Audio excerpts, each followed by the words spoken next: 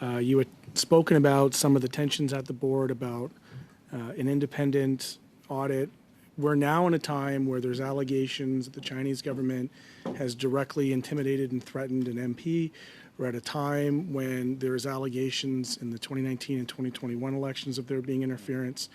We are now at a time when these allegations, leaks, unverified anonymous leaks from supposedly from CSIS, who knows where, are out against the foundation. And Mr. Johnson has been appointed to be a special rapporteur. It is our position, is my position as New Democrats, that there be an independent public inquiry into foreign interference. I'm to take it, sir, that you're here today in some regard to protect the family's legacy and the foundation.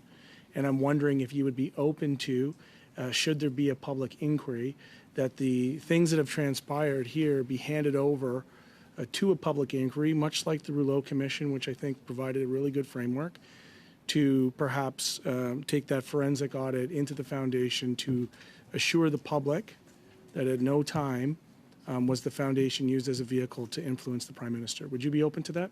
Look, I'm not a decider at the foundation currently. I'm not on the board. So I'm asking you as somebody who's there as a member I've said all of along, of the I family. think any efforts to at some point, I am here today to say we're wasting our time on the notion of interference. I have seen no trace of it. But I don't think there was unfortunately, a that's not up for you to decide, Correct, sir. correct. And But unfortunately, when it comes to things like interest and conflict of interest, pecuniary interest, you know, it's as much as the perception as it is the reality. And I'm going to take you at your word. I'm going to take you, you know, at your testimony here today that you have an interest in clearing the air about this. So I I'll want put to it to defend you, the foundation for sure. and you know, in fairness to your family, I would imagine you would want to defend the legacy of your father, who's now been brought in to this really murky world.